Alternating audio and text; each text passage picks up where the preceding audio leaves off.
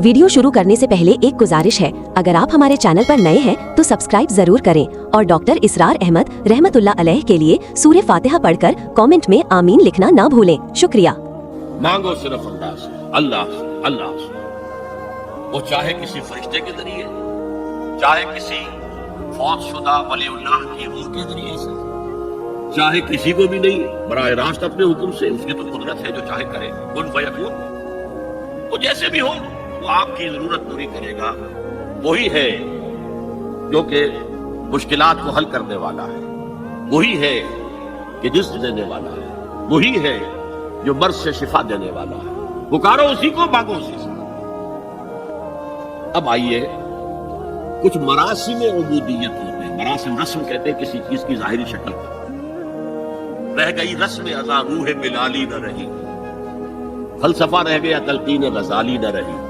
ये कुरान का भी हम इसे रस्मुल खत कहते हैं, रस्मुल खत। और ये हजरत उस्मान के जमाने में फाइनल हुआ है कि ये इस तरीके से लिखा गया। तो अबदियत के इजहार के लिए कुछ रसूमात हैं, जिसमें से एक पर गुफ्तगू हो चुकी कुनूत, बल्कानितीन बल्कानितात। ये जो है अल्लाह के हुजूर में चाहे हाथ बांधे चाहे हाथ खुले, लेकिन जरा झुक कर गर्दन में खम करके खड़े होना। ये नमाज के अंदर जो कुनूत है, ये कुनूत है, ये भी अपनी आजिज़ी का इजहार है। इज्ज़ और तसल्लुल, वो जो इब्न क़य्यम की मैंने डेफिनेशन आपको बताई, अल इबादतु तजमउ असलैन गायतल हुब्ब व गायतल ज़ुल्ल वल खुज़ू। हक दर्जे में अल्लाह के सामने पिछ जाना, झुक जाना, गिर जाना, रुकू, सजदा अल्लाह के सिवा किसी के लिए। और इस मामले में दीन मोहम्मदी जो अपनी तकमील को पहुंच गया, अल यौम अकमलतु लकुम दीनकुम व अतममतु अलैकुम निअमती व रज़ीतु लकुमुल इस्लाम दीना। आ हुजूर की बेसत से कबल सजदा ताज़ीमी जायज़ था।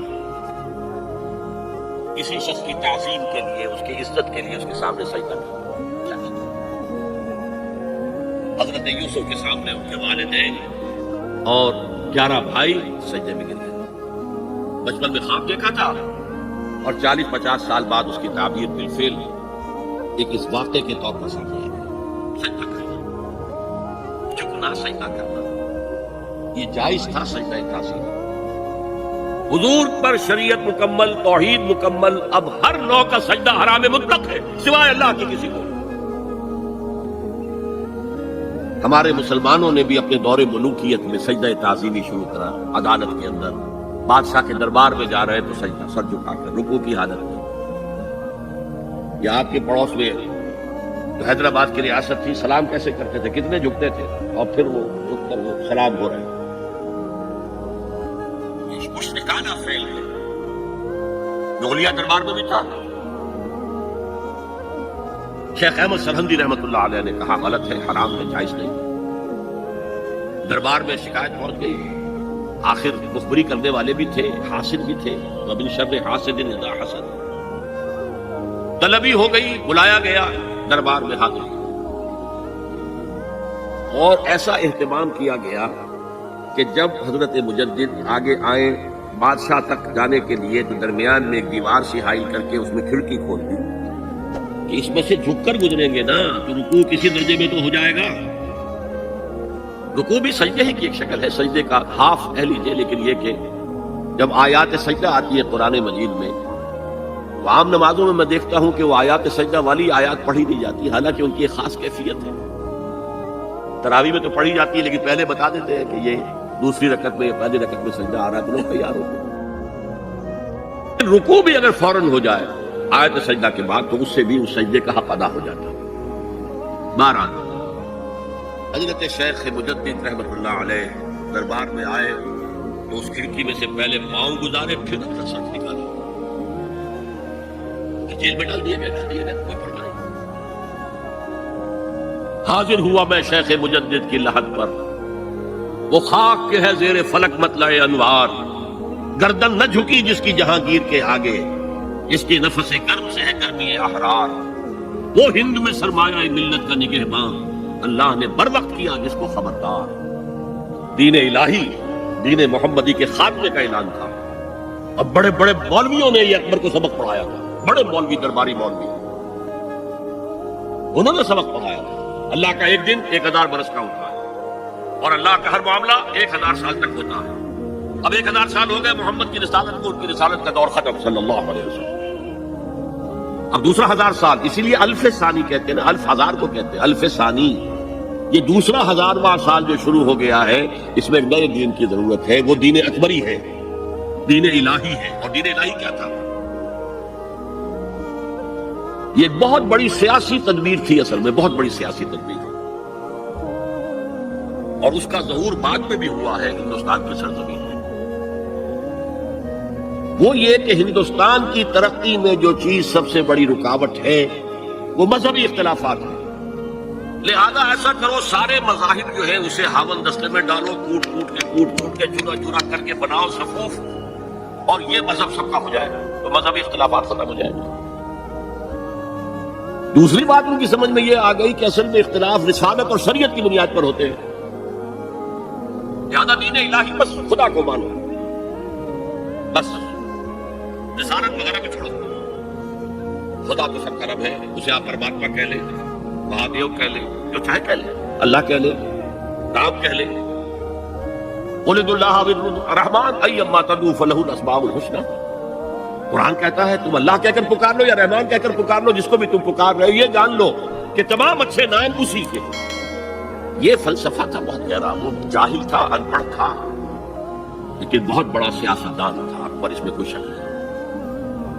لیکن یہ کہ اگر ایک حکومت پر جو سب سے بڑا مغل اعظم جس کو کہتے ہیں, اس کے زمانے میں مسلمانان ہند جو ہے سیاسی اعتبار سے اپنے عروج پر تھے, لیکن دینی اعتبار سے پاتال کا معاملہ آ گیا تھا. دین محمدی ختم, 1000 سال کا ایک دن ہے اور وہ ختم ہو چکا. اللہ نے اٹھایا مجدد الفسانی رحمۃ اللہ علیہ اور ان کی درویشانہ مساعی کے ذریعے سے. اب دیکھیے اس زمانے میں تصوف کے ذریعے سے سب سے بڑا شرک آ رہا تھا. وحدت الوجود کی ایسی تعبیرات ہو رہی تھی جو ہماؤست بن رہی تھی. ہماؤست اور وحدت الوجود کے درمیان تو زمین آسمان کا فرق ہے. ہماؤست میں کائنات حقیقی ہے, خدا اس میں حل ہو چکا ہے, اس کے اندر ظاہر ہو گیا. اور وحدت الوجود میں وجود حقیقی صرف اللہ کا, اس کائنات کا وجود کوئی ہے ہی نہیں حقیقت میں. لیکن یہ ختم ہو رہا تھا. اس پہلو سے مجدد الف ثانی کے مجدد اعظم کو اللہ نے کھڑا کیا. شیخ احمد حضرت عمر کی اولاد سے تھے, فاروقی تھے, شاہ ولی اللہ بھی فاروقی تھے. لگے فاروقیم کہتے ہیں شیخ احمد صلی, میری فاروقی رگ پھڑکتی ہے اس پر. اس کے نتیجے میں وہ دین الہی کا خاتمہ ہوا. بعد میں ہمارے ہاں یہ آیا ہے ہندوستان میں برہمو سماج, برہمو سماج, اور گاندھی جی بھی اسی فلسفے کے قائل تھے, وحدت ادیان. اور یہ سیاسی اعتبار سے بہت اونچی ذہنی سطح کی غلطبازی کرنے والی بات ہے کہ ہندوستان کے اندر کے یہ مذہبی اختلافات کو اگر ہم کسی طرح کھرل کر کے ختم کر دیں, ہاون دستہ میں ڈال کے کر دیں, تو پھر یہ کہ یہاں ترقی ہی ترقی ہے. بہرحال سجدہ گردن نہ جھکی جس کی جہانگیر کے آگے, جس کے نفس گرم سے ہے گرمی احرار, وہ ہند میں سرمایہ ملت کا نگہبان, اللہ نے بر وقت کیا جس کو خبردار. تو ہم نے شرک فی العبادت میں پہلے بات کی, شرک فی الاطاعت. انفرادی سطح پر نفس معبود, اجتماعی سطح پر عوام کی حاکمیت, بدترین شرک اس دور کا, عظیم ترین شرک. اتنے بڑے پیمانے کا شرک کبھی نہیں ہوا دنیا میں. اس کے بعد شرک فی المحبت, مال کی محبت, قائس عبد الدینار عبد الدینار, وطن کی محبت یا کسی اور شے کی محبت, اگر وہ اللہ کی محبت کے برابر بھی آ جائے, بڑھ جائے تو اور بھی بڑی بات کہنی پڑے گی, لیکن ہمارے پاس شرک سے اوپر کی اصطلاح کوئی نہیں. پھر شرک فی الدعاء, اللہ کے سوا کسی اور سے حاجت روائی کے لیے, مشکل کشائی کے لیے پکارنا کسی. پھر شرک فی المراسم العبودیہ, قنوت ہے, رکوع ہے, سجود ہے, یہ ذل والخضوع کی کسی کے سامنے جھک جانے کی ایک علامت ہے, سمبل ہے. اب آخری ہے اس میں اخلاص، اور اخلاص کی ضد کیا ہے؟ ریاکاری۔ کوئی عبادت اگر دکھاوے کے لیے کی جائے وہ شرک ہے، یہ شرک خفی کہلاتا ہے۔ مال کی محبت کا شرک بھی شرک خفی ہے، نفس کی اطاعت کا شرک بھی شرک خفی ہے، اور یہ سب سے خفی شرک ہے۔ حضور نے فرمایا صلی اللہ علیہ وسلم، من صلی یرائی فقد اشرک ومن صام یرائی فقد اشرک ومن تصدق یرائی فقد اشرک۔ جس نے دکھانے کے لیے نماز پڑھی اس نے شرک کر لیا، جس نے دکھاوے کے لیے روزہ رکھا اس نے شرک کر لیا، جس نے دکھاوے کے لیے خیرات کی، صدقات دیے، وہ شرک کر چکا۔ قد اشرکا، قد اشرکا، یہ عربی کے مزاج سے واقفیت، تو فعل ماضی پر قد جو ہے تو وہ پرفیکٹ ٹینس بن جاتا ہے، کر چکا، وہ شرک میں ملوث ہو چکا۔ من صلی یرائی فقد اشرکا ومن صام یرائی فقد اشرکا ومن تصدق یرائی فقد اشرکا۔ اور تجزیہ کر کے یہاں تک بتایا کہ اگر کوئی شخص نماز پڑھ رہا ہو اور جب وہ یہ دیکھے کہ کوئی اسے دیکھ رہا ہے تو اپنے سجدے کو طویل کر دے تو یہ شرک ہے۔ فرض کیجئے 5 سیکنڈ کا سجدہ وہ کر رہا تھا، اب اس نے 7 سیکنڈ کا کیا ہے، یہ 2 سیکنڈ کس کے لیے ہے؟ اس ایک سجدے کے 2 مسجود ہو گئے، وہ 5 سیکنڈ کا سجدہ تو اللہ کے لیے، 2 اس کے لیے شرک ہو گئے۔ ایک اور بات فرمائی صلی اللہ علیہ وسلم، شرک خفی کو پہچاننا اور دیکھنا اتنا ہی مشکل ہے جتنا کہ کسی سیاہ شب میں، تاریک رات میں، کسی سیاہ پتھر پر چلنے والی سیاہ چیونٹی کو دیکھنا مشکل ہے۔ تشبیہ کا بلاغت اور فساد کے انتہا ہے، جیسے میں نے عرض کیا تھا کہ ایک جوڑے کی 2 جوتیوں کے مابین جو مشابہت ہے، امت مسلمہ اور سابقہ امت بنی اسرائیل کی، ان کے اوپر جو حالات وارد ہوئے ان میں وہی مشابہ ہے۔ تاریک شب ہے، سیاہ پتھر ہے، اس پر سیاہ چیونٹی رینگ رہی ہے، جتنا اس کو دیکھنا مشکل ہے اتنا ہی شرک خفی کو پہچاننا مشکل۔ کدھر کدھر سے آپ پر حملہ آور ہو جائے گا، کدھر کدھر سے آ کر آپ کی عبادت میں، آپ کی توحید میں نقب لگائے گا، اس کا آپ کو اندازہ ہو نہیں سکتا۔ بڑا مشکل ہے، بہت زیادہ چوکس رہنے کی ضرورت ہے، اور اس کا علاج بتایا گیا ہے خاص طور پر عبادات کے ضمن میں، کہ کچھ نہ کچھ عبادت نفل بھی کی جائے، اور نفل عبادت اس طور سے کی جائے کہ کسی کو پتہ نہ چلے۔ اب ہمارا حال یہ ہو گیا کہ ساری، اگر کوئی عشاء کی 17 رکعتیں پڑھتا، سب کی سب مسجد میں پڑھتا، حالانکہ صحابہ کے دور میں مسجد تھی فرائض کی ادائیگی، باقی جا کر نماز گھر میں پڑھو گے وہ افضل ہے۔ اور نوافل تو خاص طور پر اگر کسی کو تہجد کی توفیق ہو گئی ہے تو کسی نہ کسی طرح ڈھنڈورا پیٹے گا، ادھر جی کیا کرے، وہ رات کو جاگنا ہوتا ہے، طبیعت جو ہے بڑی بھاری رہتی ہے، ہو گیا اپنا ڈھنڈورا پیٹ دیا، تو اس سے تو مرض اور 2 حادثہ ہو جائے گا، ریاکاری اور بڑھ جائے گا۔ اسی طریقے سے صدقات نافلہ فرمایا ایسے دو کہ داہنا ہاتھ جو کچھ دے بائیں ہاتھ کو پتہ نہ چلے، کسی کو پتہ نہ چلے۔ اس سے وہ ریاکاری کی جڑیں کٹتی ہیں، ریاکاری کی جڑیں جو ہے دل کے اندر سے کٹتی ہیں۔ یہ علاج ہے ریاکاری کا، لیکن ریاکاری شرک ہے۔ اب میں آخری بات پر آ رہا ہوں، آپ نے سوچا ہوگا کہ اس تجزیے کے تحت تو ہر گناہ جو ہے ادنا سے ادنا گناہ بھی شرک ہے۔ فجر کی نماز کے وقت اگر اٹھ کے نہیں گئے اور چادر یا کمبل کو سیدھا کر کے لیٹ گئے تو یہ شرک ہے۔ پھر کون سے گناہ ہے جو اللہ معاف کرے گا؟ یہ جو میں نے آیت آپ کو 2 دفعہ جو آئی ہے سورہ نساء میں سنائی، ان اللہ لا یغفر ان یشرک بہ ویغفر ما دون ذلک لمن یشاء، اللہ تعالیٰ اس کو تو ہرگز نہیں بخشے گا کہ اس کے ساتھ شرک کیا جائے، البتہ اس سے کم کر جس کو چاہے گا بخش دے۔ تو جان لیجئے یہ جو باریک تجزیہ میں نے کر کے بتایا ہے یہ اپنی جگہ 100% درست ہے، لیکن ان میں جو یہ چیزیں ہیں، کوئی کوتاہی ہو گئی، کوئی گناہ ہو گیا، کوئی شریعت کی مخالفت ہو گئی، نفس کے کسی اس وقت کے دباؤ میں آ کر، یہ گناہ شمار ہوں گے اگر یہ آپ کی طبیعت ثانیہ نہ بن جائے، اگر یہ آپ کی سیکنڈ نیچر بن گئے تو ایک گناہ بھی ساری تباہی لانے کے لیے کافی ہے۔ اگر آپ نے ڈیرے ڈال دیے، غلطی ہو گئی، معافی مانگو، توبہ کرو، استغفار کرو، اللہ صاف کر دے.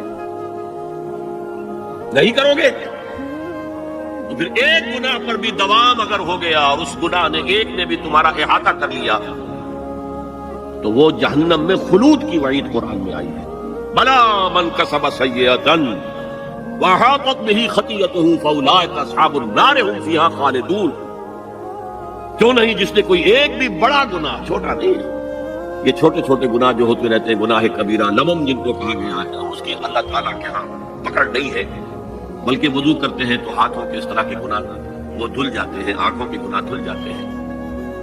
گناہ کبیرہ اگر ایک بھی کریا اور مستقل کیا اور اس پر ڈیرے ڈال دیے اور وہ آپ کا احاطہ کر، آج کے دور میں سود کا نظام، سودی کاروبار وہ آپ کا احاطہ کر گیا، آپ کے پورے وجود کا احاطہ کر گیا. بلا من کسب، اور کسبہ کہتے ہیں جان بوجھ کر کرنا. ایک ہے خطا سے ہو گیا، غلطی سے ہو گیا، وقتی طور پر کوئی تحریک ایسی ہو گئی، غلط ماحول میں بیٹھے ہوئے تھے، اس کے زیر اثر کوئی آپ سے بھی غلط حرکت سرزد ہو گئی، کبھی نفس کا جوش کچھ ایسا ہوا کہ آپ مغلوب ہو گئے، ٹھیک ہے، اس سلسلے میں وہ شرک ہے، لیکن یہ شرک گناہ کے درجے میں شمار ہوگا اگر آپ توبہ کر لیتے ہیں، رجوع کرتے ہیں، استغفار کرتے ہیں، اللہ بخشنے والا.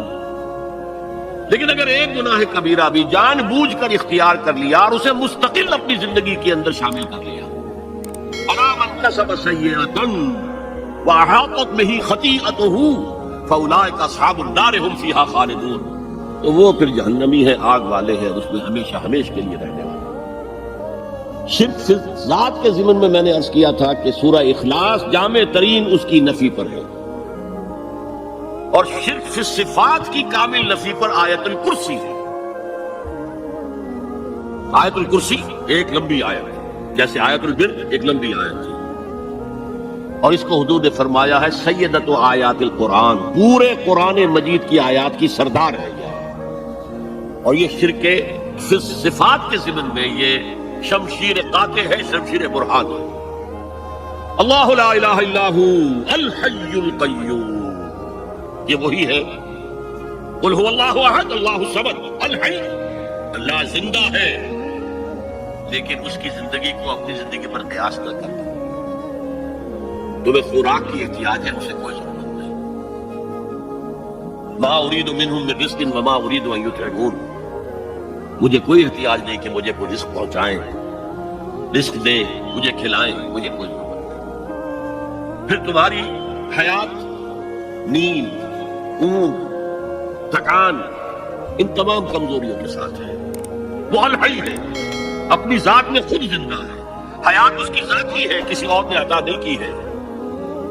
ہماری تو مستعار ہے، عمر دراز مانگ کے لائے تھے 4 دن، 2 آرزو میں کٹ گئے، 2 انتظار میں. اور القیوم بقیہ پوری کائنات کے لیے وہی ہے، اس کو تھامے ہوئے ہے. لا تاخذہ سنۃ ولا نوم، الحی، حیات کامل کہ اس کو نہ نیند آتی ہے نہ اونگ آتی ہے. لہ ما فی السماوات و ما فی الارض، آسمان اور زمین میں جو کچھ ہے اسی کی ملکیت ہے. تم کسٹوڈینز ہو، تم امین ہو، یہ امانت چند روزہ نشتباس در حقیقت مالک سے ہر شے خدا. یہاں تک کہ یہ میرا جسم بھی میرے پاس امانت ہے. میں کون ہوں؟ میری خودی، میری انا، میری روح جو پوزیس کرتی ہے اس بدن کو، لیکن یہ پوزیشن ملکیت کا نہیں ہے، امانت کا ہے. یہ امانت، یہ ہاتھ بھی امانت ہے، میری زبان بھی امانت ہے، میری آنکھیں بھی امانت ہے. من ذا الذی یشفع عنده الا باذنہ، یہ یہاں پر انداز بڑا پرجلال ہے. کون ہے وہ جو شفاعت کر سکے اس کے دربار میں مگر اس کے اذن سے؟ کسی کا ذاتی، کسی کا زور، کسی کا اختیار نہیں ہے کہ جس کی بنا پر وہ شفاعت کرے. ہاں اللہ کے اذن سے. اور دوسری جگہ پر آتا ہے جس کے لیے وہ چاہے گا اور جس کو اجازت دے گا. جیسے کہ آتا ہے عما یتساءلون میں، یوم یقوم الروح والملائکۃ صفا، اور ان میں سے کوئی بھی بات نہیں کر سکے گا، کلام نہیں کر سکے گا. لا یتکلمون الا من اذن له الرحمن، سوائے اس کے جسے رحمان اجازت دے. وقال صوابا، اور صحیح بات کرے گا، کوئی غلط بات نہیں کرے گا. یعلم ما بین ایدیہم وما خلفہم ولا یحیطون بشیء من علمہ الا بما شاء، وہ تو جانتا ہے جو کچھ بھی ان کے سامنے ہے اور ان کے پیچھے ہے، اور یہ کوئی احاطہ نہیں کر سکتا مخلوقات میں سے اس کے علم میں سے کسی کا بھی سوائے اس کے جو وہ خود چاہے. यहाँ बड़े ही लतीफ अंदाज में शफाअत बातिला के तसव्वुर की नफी हो गई। देखिए, आप कहीं जाकर किसी मजिस्ट्रेट से सिफारिश करते हैं तो क्या कहते हैं? अजी ये फाइल के ऊपर जो कुछ है आप इस पर न जाइए, ये गवाहियां वगैरह झूठी हो गई है। मैं आपको बताता हूँ असल बात क्या है। अल्लाह के सामने कोई ये कह सकेगा अल्लाह तेरे इल्म में नहीं है, मेरे इल्म में है। वो तो जानता है जो कुछ उनके सामने और जो कुछ उनके पीछे है। वला युहीतूना बिशैइन मिन इल्मिही इल्ला बिमा शाअ, और इनमें से कोई भी, जैसे कि मैं अभी बता चुका हूं, बरेलवी मरकब फिक्र भी कह रहा है कि अल्लाह का दिया हुआ इल्म है, मोहम्मद रसूलुल्लाह का जितना है, लामहदूद नहीं है, महदूद है, कदीम नहीं है, हादिस है। तो जितना अल्लाह चाहता है, जिसके लिए जितना चाहता है, लेकिन उसके इल्म में से अहाता नहीं कर सकता कोई मगर जो वो चाहे। वसिअ कुर्सिय्युहु समावाति वल अर्द, उसका इख्तिदार छाया हुआ है, मस्तौली है, आसमानों पर भी और जमीन पर भी। वला यऊदुहु हिफ्ज़ुहुमा, और उसे आजिज नहीं कर सकती उन दोनों की हिफाजत। कय्यूम वही है, समद वही है, लेकिन उसे कोई तकानदारी नहीं होती, आजिज नहीं होती। ये असल में नफी है जो तौरात हाफजे से मुरतब की गई थी। 587 में नबूकदनेस्सर का जो हमला हुआ था उसमें असल तौरात गुम हो गई। उस वक्त से आज तक वो असल तौरात इनके पास नहीं है। पीरियड ऑफ कैप्टिविटी से वापस आए हैं बैतुल मुकद्दस में, साइरस के लुत्फो करम की वजह से, जुल्करनैन के लुत्फो करम की वजह से, फिर याददाश्तों से लोगों ने वो तौरात मुरतब की है, तो उसमें इंसानी फिक्र शामिल हो गया। लिहाजा वहां ये लिखा है अल्लाह ने 6 दिनों में आसमान और जमीन पैदा किए और 7वें दिन आराम किया, यानी कोई तकान लायक हो गई। कुरान ने कहा, अल्लाह ताला ने फरमाया सूरह काफ में, वलक़द ख़लक़ना समावाति वल अर्ज़ वमा बैनहुमा फ़ी सित्तति अय्यामिन वमा मस्सना मिन लुग़ूब, यकीनन हमने आसमान और जमीन और जो कुछ उन दोनों के माबैन है उन्हें 6 ही दिनों में पैदा किया। वो बात ठीक है, लेकिन हमें कोई तकान लायक नहीं हुई कि हमें किसी आराम की जरूरत है। ला यऊदुहु हिफ्ज़ुहुमा व हुवल अलियुल अज़ीम, अल अली वही है सबसे बुलंद व बाला, लितकून कलिमतुल्लाहि हियल उलिया, ताकि अल्लाह का कलमा सबसे सरबुलंद हो जाए, और वही अजीम है, अज़मत वाला। अल्लाह ताला मुझे और आपको इससे बचाए, अपने साबिका जिंदगी के गुनाहों पर तौबा करने की और अल्लाह से इस्तिग़फ़ार तलब करने की तौफीक अता फरमाए, और अपने दीनी फराइज़ की अंजाम दही के लिए कमर बस्ता हो जाने का अज़्म मुसम्मम कर लेने की तौफीक अता फरमाए। अगर आपको हमारी वीडियो अच्छी लगी हो तो हमारी चैनल को सब्सक्राइब जरूर करें। डॉक्टर इसरार अहमद रहमतुल्लाह अलैह की वफात के लिए सूरह फातिहा पढ़कर कमेंट में आमीन लिखें। शुक्रिया।